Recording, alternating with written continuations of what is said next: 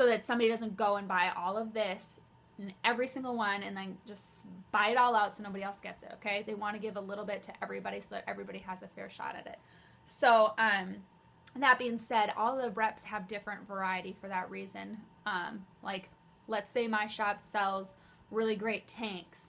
Another shop doesn't sell tanks. So every rep is going to be buying and having different inventory based on what their group wants. So not every rep is going to have the same ones. Now, when it sells out on the website, it's sold out unless they go back and, of course, restock it. But that's where you get like the demand and like the little bit of a hunting to look for your items. So it does make it a little bit exclusive, but not near like LuLaRoe where you're just like stabbing somebody over it. So, and the customers are really finding that to be a great thing. I don't know if I put this in here, so I'm going to address it before I forget it. But we do currently, as of when this video is made again, have a website where you can go and you can shop it.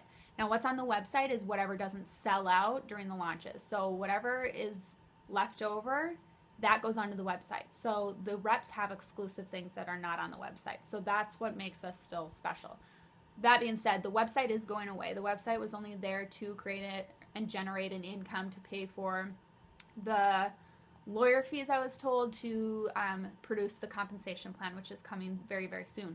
So that being said, they are removing the website very soon, and they are replacing it with our own party site where we can upload and have our inventory that is shoppable online as well. So if that was one of your questions, that's a common one, and that was actually my very first red flag. What's keeping people from buying online? Okay, how many different prints are there, and do we all carry the same inventory? I kind of already addressed that. How many different prints are there? Agnes and Dora did come out with their own exclusive prints that are only Agnes and Dora. I don't know how many there are. If I were to guess, there's upwards of like 18, I think. And they're really cute. There's some really cute ones in there. So, okay, so here's another one. People know LuLaRoe, and they don't know A&D. So they think that that's like a con. They're concerned that people don't know Agnes and Dora, so they don't want to sell it. But people know LuLaRoe, so they would rather sell that. And my response to that is, that's a good thing. Like, if everybody knows about LuLaRoe, then everybody most likely has somebody that they're purchasing from or more loyal to. And the opportunity just isn't there as well. I'm not saying that you can't make money in LuLaRoe. I know you can make money in LuLaRoe, I'm sure. I have some friends that sell it, and it seems like they're doing great. But as far as like Agnes and Dora, there are 1,000 reps throughout US and Canada combined. LuLaRoe at this point, I think there are over 70,000 reps. And I think like 20,000 down from 40,000 in the queue to onboard. And they're just onboarding like crazy. Which is also creating a frenzy for inventory. That's neither here nor there. But anyways, so the fact that nobody knows about Agnes and Dora, the thing is, like, you can be the one to introduce it to them or to your friends. When people see and feel the difference and the overall print variations, that they're more wearable, they'll be attracted to that, and they'll come around. They'll it's not an issue. Like, everybody they show this line to, I'm staring at my clothes in the background. They love it. They're like, oh wow, this is really great. It's so much more wearable.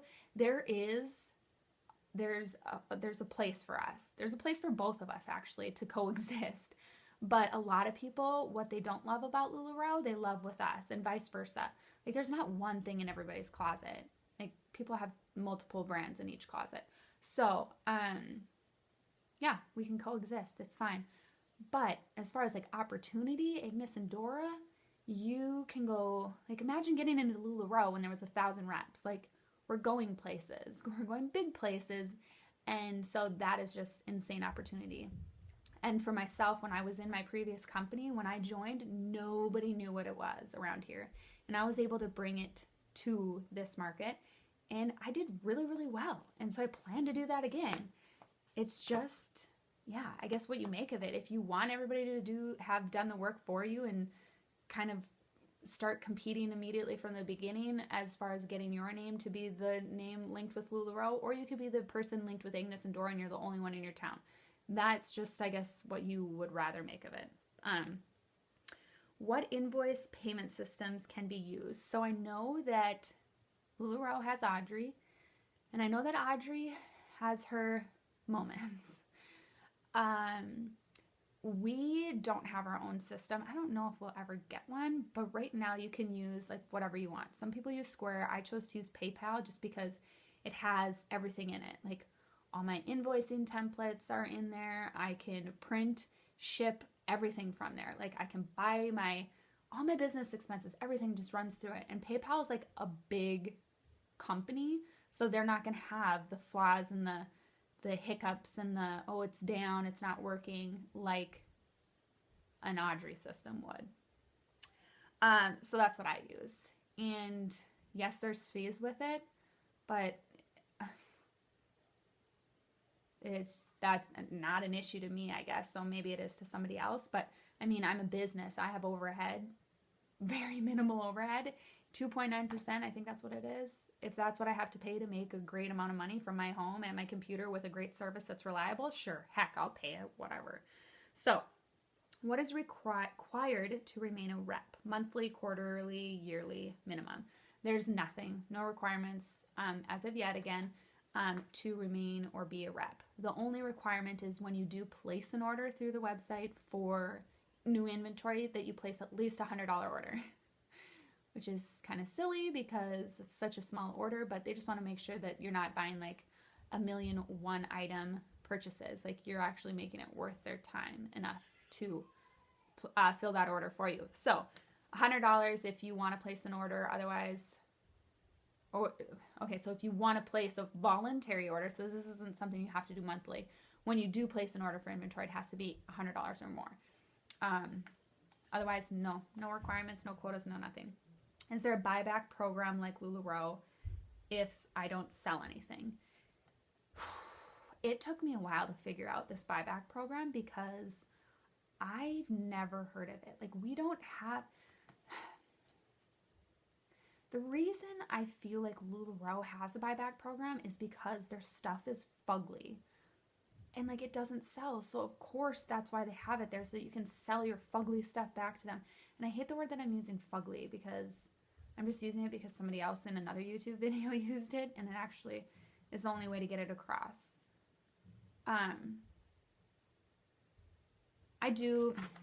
Don't hate on me. There's a lot of LuLaRoe pieces that I like, and prints and stuff, so it's not all fugly. But I mean, you guys know that there's some fugly stuff. If you're a rep, you know that there's some fugly stuff in it, okay? So those are the things where they have your back, I guess. You can send it back. With Agnes and Dora, we don't have fugly stuff where you're not going to sell through it. So like having a buyback, like yes, we do, but I didn't hear about it because it's not an issue. Like people aren't sending fugly stuff back all the time and having a buyback. So if you do want to send your stuff back, there's a 20% restocking fee, but we also, like LuLaRoe, have a page where if you want to get rid of items that aren't selling to get some new stuff that is selling or whatever, you can sell it in there at wholesale, so you're not paying that 20% restocking fee. So some people do that, but as a whole, like I don't think a lot of people, I haven't seen anybody send anything back because the stuff that we get with Agnes and Dora is very sellable. So I just took about 5 minutes to explain a 2-second topic, sorry. So how does training work? Again, I kind of explained it. I mean, I'm not a trainer. I'm brand new in this company, but coming from a previous company where I had a lot of success, like I said, I know that their training is a good part of this business. So I'm not saying that I know everything, but as far as like getting started, I do have that document to help you. As I'm learning and doing things in my business and start selling and stuff, I'm going to be making my own videos on what I've learned, so you guys can kind of, by trial and error, learn from my mistakes and kind of pick what works best for you. So I'll have my own videos, but I do know that Agnes and Dora is working on their own training as well. And we have team pages that you're going to be a part of too to ask questions. And that's the best way to learn, is just to ask questions, because my way might not be your way either. So, and I'm always open to learning too. So you can teach me a few things too, probably. What method of selling has been most successful for you? And I don't tell people that I don't pretend I've sold stuff, because I haven't yet. So I'll do an update video once I actually get my stuff tomorrow and start selling and let you know. But as far as like what I've seen other people, so the ways that you can sell is Periscope. I've seen a lot of people do Periscope. And what Periscope is it's just a platform where you can go live and broadcast yourself to the world, basically, anybody who wants to watch. So it's kind of like your own QVC selling experience. So you can do that. You have groups, so you can do groups where you can post in albums, album sales. I'm actually going to try a different kind of technique as far as my albums go in my group, but you can post in your group, your inventory, or you can go live on Facebook too. And I actually want to utilize the live feature as much as possible, because I really see a lot of value in that, because Facebook is just life. Like, everybody has a Facebook. It's been around for 12 years. It's not like going anywhere. So I want to try to utilize that as much as possible. So I'm going to try to figure out live as best I can. So those are the different options. And then, of course, events or pop-up parties, pop-up boutiques, parties, whatever you want to call it. Those are the ways that you can sell. And everybody will find their own niche. Like, some people like live, some people prefer Periscope, some people, heck, they don't even want to be on camera. And so they would prefer to do in-home parties. It's fine. It's whatever you want to do. What has been the biggest challenge for you? Gosh, how did I answer that? I haven't really had a challenge.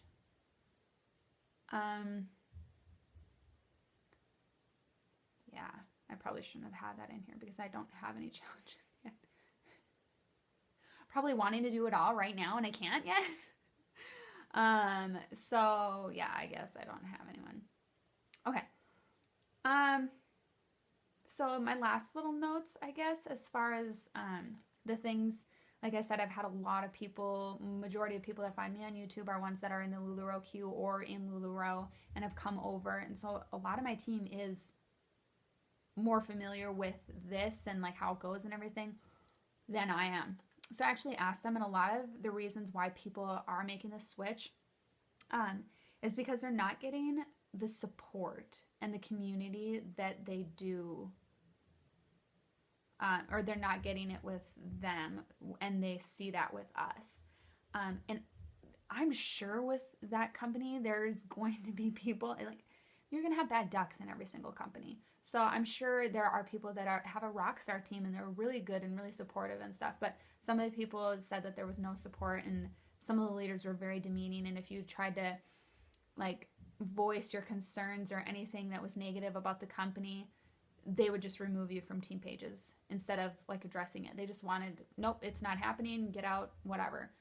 Because they kind of wanted they wanted to blind people toward, I mean, which is fine. There's things that happen in companies, but being blind towards it isn't going to fix the problem. It's just going to make it worse. So being able to talk about those and find a solution would be a better response to that. But the quality has gone down. I think they're outsourcing a lot of their stuff, is what somebody had mentioned. And so she found that she was having to damage out a lot more, and the quality wasn't as good. So, I mean, I've noticed nothing but, like, I noticed an immediate quality difference. So, those are the last few things. But, yeah. So, I'm going to do an update video to tell you guys where I'm at in my in my first 5 weeks with Agnes and Dora. So, tune into that. Otherwise, if you have any questions that weren't answered, shoot me a message or email. People are finding me on Facebook, but below you'll find my contact information. You can join my group. Find me on Facebook, Periscope, Shop My Sales, whatever you want. Send me questions. But these were the most commonly ones that I was asked. So hopefully you found it helpful. See you later.